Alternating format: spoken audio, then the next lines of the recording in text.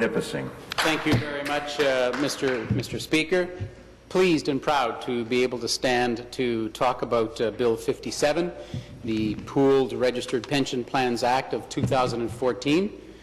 Sounds an awful lot, Speaker, like the Pooled Registered Pension Plans Act of 2013, the former Bill 50, which was introduced by our member from York Simcoe.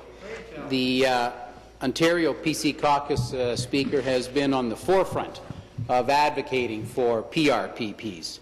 And I'm pleased that the government has realized that this is indeed the right way to go and that people need options for their retirement savings. Actually, Speaker, the member from York Simcoe's bill did pass second reading. It was referred to committee after second reading, but died on the order paper. PRPPs are a type of pension plan that is similar to a defined contribution plan and are completely voluntary. Employer contributions are not mandatory and therefore PRPPs are supported by the business owners as well. And Speaker, Ontarians have a right to choose how they save for retirement. That is why we are, on this side of the House, so opposed to the ORPP, the Ontario Registered Pension Program, being presented by the government, but we are indeed in favour of the PRPP, the Pooled Registered Pension Plan. This is offered to anyone who's working in Ontario, including the self-employed. PRPPs are portable between jobs and employers. Speaker, that means we can, when you leave a job, move to another one, you can take your PRPP with you. It's yours. When you die, it becomes part of your estate, unlike an ORPP, where you pay into it, the ORPP, if it's passed, and you don't get to reap the benefits. Your family doesn't when you die. The PRPP is something that belongs as part of your estate. The fact that they're portable makes them easier to continue contributing when you do move to a new job. A portable pension plan is a convenient pension plan. Again, Speaker, this is considerably and diametrically opposed to an ORPP, the Ontario Registered Pension Plan, which forces employees and forces employers into contributing 1.9% of their salary each. When we were on the pre-budget consultation tour only this past January, I met up with a guy in southwestern Ontario who has 15 employees. And he said to me, tell me a little bit about that plan. And I explained to him, and he said, yep, I understand. That's everything I feared it was. Here's what I'm going to do, is what he told me. He said, I've got 15 employees. I have to now pay 1.9% into a mandated pension plan for them, and they're going to have to pay 1.9% of their salary. They're not going to want to take a haircut on their paycheck.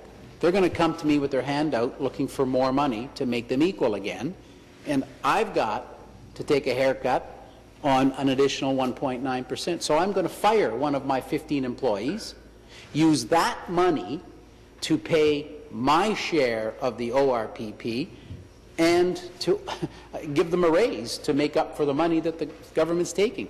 This is an anecdotal story. This is a true story of what happened. Speaker, that's what's going to happen across Ontario. That's why we prefer the PRPP, which is voluntary. Quebec, British Columbia, Alberta, Saskatchewan, all have passed PRPP legislation Nova Scotia introduced legislation in October 2014. They're going to continue their conversation on it. Speaker, that anecdotal story from southwestern Ontario is exactly what the Ministry of Finance said would happen in their confidential advice to Cabinet. They told, at that time newly elected, Premier Wynne, this pension tax that you bring in will cost you 18,000 jobs for every $2 billion you take out of the economy. So this, it looks to be $6 billion program. Your own ministry, their own ministry, has forecasted that we're going to lose 54,000 jobs in Ontario, much like the story of the one guy in southwestern Ontario with his 15 employees. It's going to have to let somebody go to pay for it. The companies just don't have any more money. In 2012, the Ontario Chamber of Commerce submitted a letter to former finance minister, then minister actually, Dwight Duncan, calling on the government to introduce legislation to implement PRPPs. Business community wanted this. 2012, Ontario Chamber. I think they have 60,000 members. We hope you believe, this is a quote from their letter, we hope you believe, as we do, that PRPPs will help strengthen the retirement income system in Ontario. I think that's a fair sentence from them. But the Ontario Chamber has come out rather on the other side on the ORPP. They have talked about the fact that they are not convinced the ORPP is the best solution for the so-called retirement income challenge or the undersaving problem. The Chamber and their members, well, here's the quote, "The Chamber and our members have been worried about the potential negative impacts of the ORPP on the business climate." Another quote, this is from the Ontario Chamber of Commerce, "We're convinced that the ORPP should not go ahead. We really want to see the government come out with an economic impact analysis of how the ORPP will impact Ontario's economy." So here you've got them saying, really like the PRPP, let's get going with it. We hope that you'll put this in because it'll strengthen the economy. And here on the ORPP, they're saying, we're going to lose jobs, it's going to affect our business climate, and we don't want you to go ahead with it.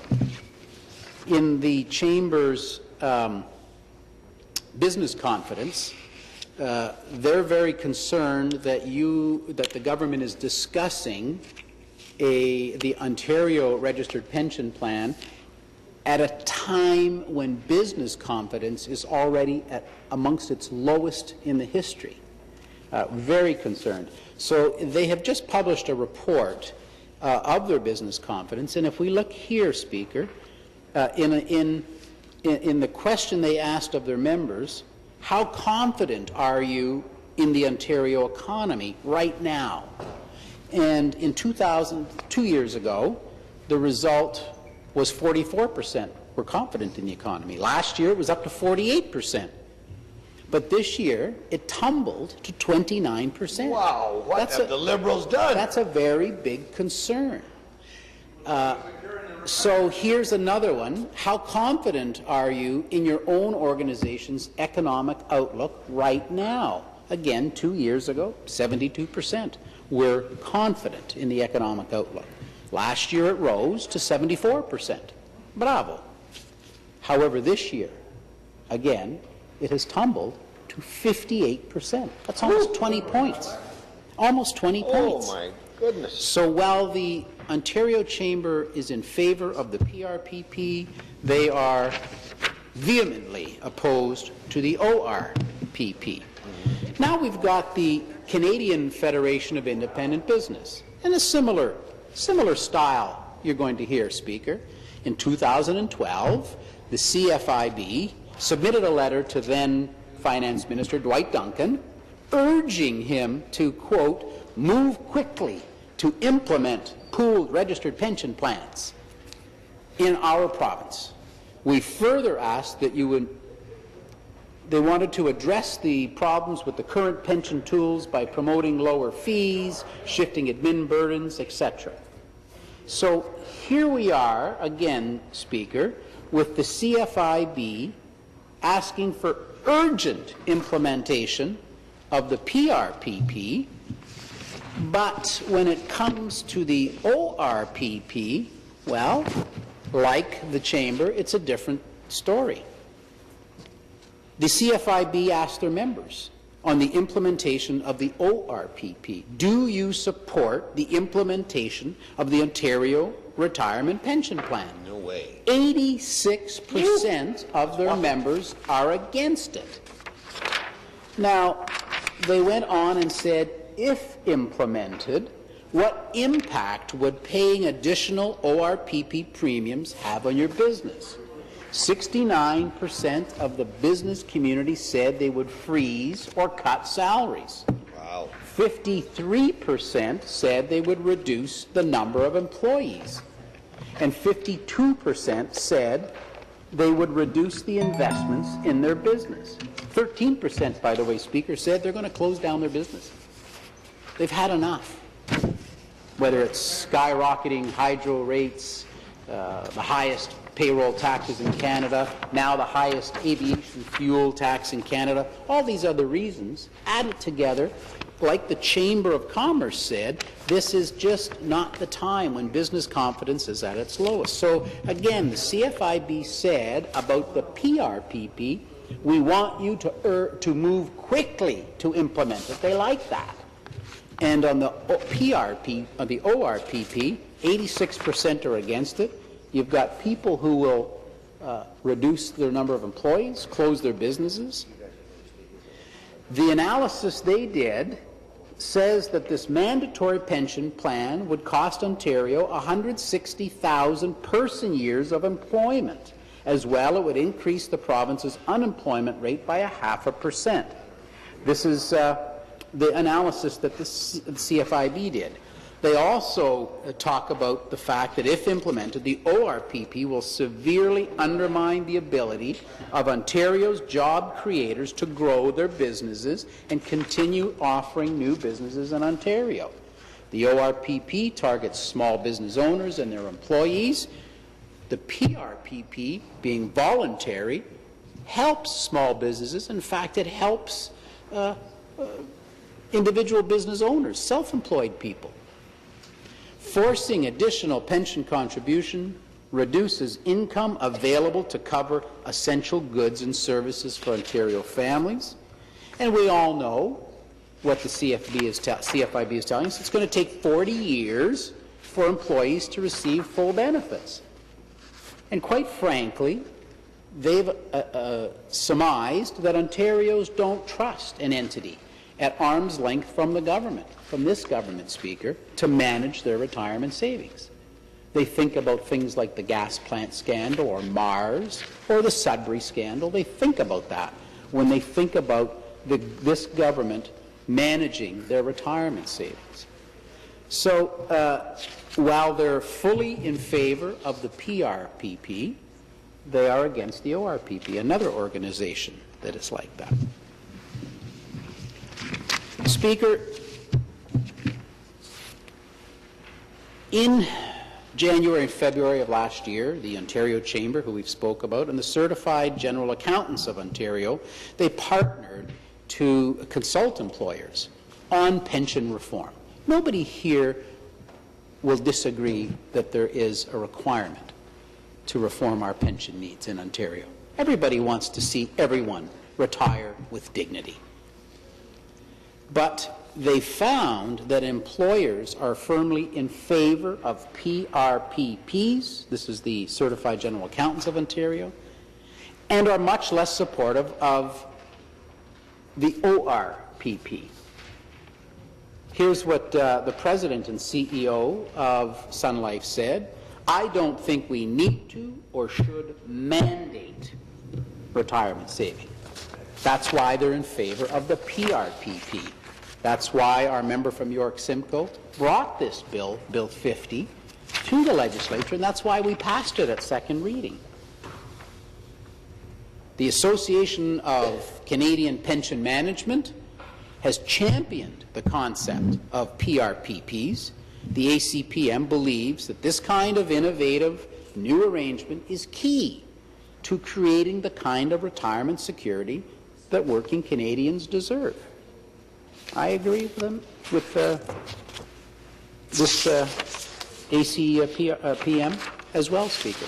These are the kind of things that we have that contrast the fully acceptable PRPP over the job-killing pension tax of the ORPP. Speaker, I know there are members in the government who have been referring to what we call the David Dodge report.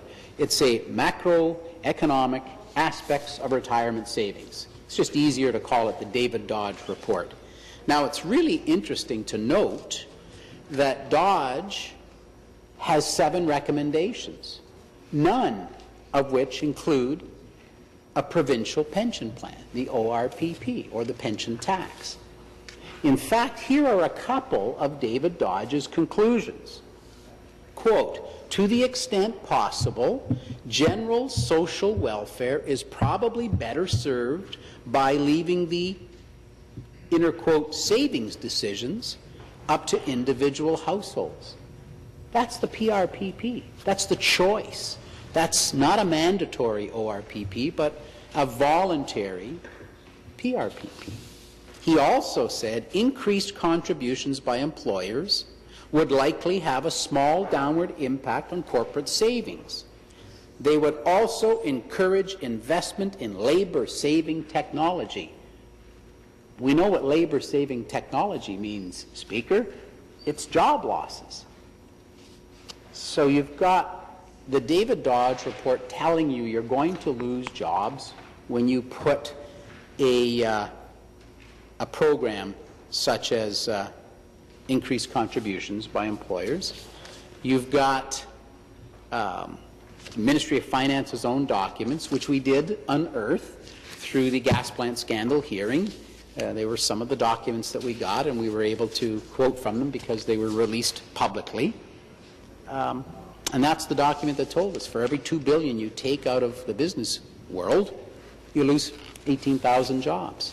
It's pretty much what David Dodge report says, but they've, their own Ministry of Finance, put some numbers to it. They kind of put some meat on the bone. Ian Lee, he's Carleton University professor, Dr. Lee, from the Sprott School of Business. It was interesting. He came to our pre-budget consultations in Ottawa when all 3 parties traveled there. And he spoke to us at length. And he talked about it's a little technical. He talks about the bottom quintiles are not going to benefit from the proposed pension. So who's he talking about? He's talking about people who can least afford to lose 1.9% of their paycheck to put into this pension program. First of all, they're the least able to afford to do it, but at the end, 40 years from now, when it's time to cash in, they're retired and they look to get that back, the GIS will be clawed back 50%. So for other people who are not in the bottom quintile, as he calls it, you're going to put your money, you don't have a GIS, you don't have a guaranteed income supplement. So you're not going to get anything clawed back. But the people in the lowest earners, they're going to be putting this money in, but they get their GIS clawed back because they, quote, won't need it. So they're the ones who can least afford it, and they're the ones, Speaker, who are going to be the most hurt by the ORPP. The PRPP is the preferred option. I can't imagine Speaker, why we need both. When you've got one, the ORPP, that's going to mandate you must have this pension, then why are you going to have an optional one? So, Speaker, thank you for the opportunity to speak on this for the last 20 minutes. Question.